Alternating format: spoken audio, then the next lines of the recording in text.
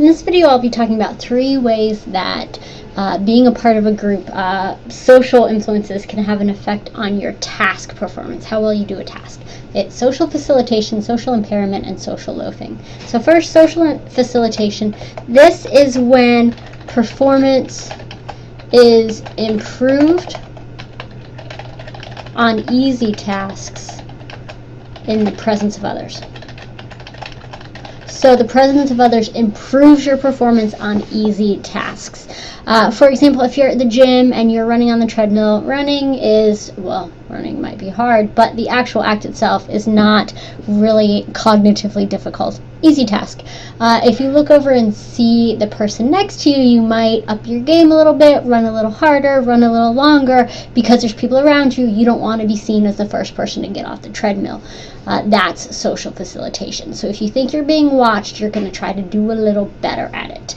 Now, if the task is hard, the opposite happens. So social impairment is when the presence of others decreases or hurts your performance on hard tasks. So if it's a difficult task, having other people around you is going to hurt your performance.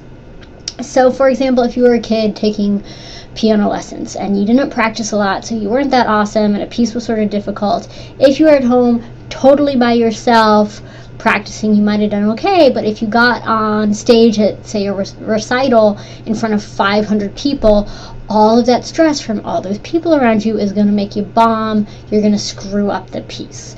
So if it's a hard task, having people around you sort of put you over the edge and you don't do as well. But if it's an easy task, you up your game having people around you. Social loafing is why I hated group projects when I was a student. Social loafing is when you don't work as hard on an easy task in a group. The quintessential study with this was done with tug of war. If you're the only one on your side of the rope in tug of war, you are going to pull as hard as possible. But if there's 100 people on your side, you're not going to pull as hard because it's an easy task and there's a bunch of you. You expect other people to pick up the slack. So you are not going to put in as much effort. So on a group project, if you think it's an easy group project and a big group's doing it, you're not going to work as hard, you're not going to do as much because you expect someone else to do it instead.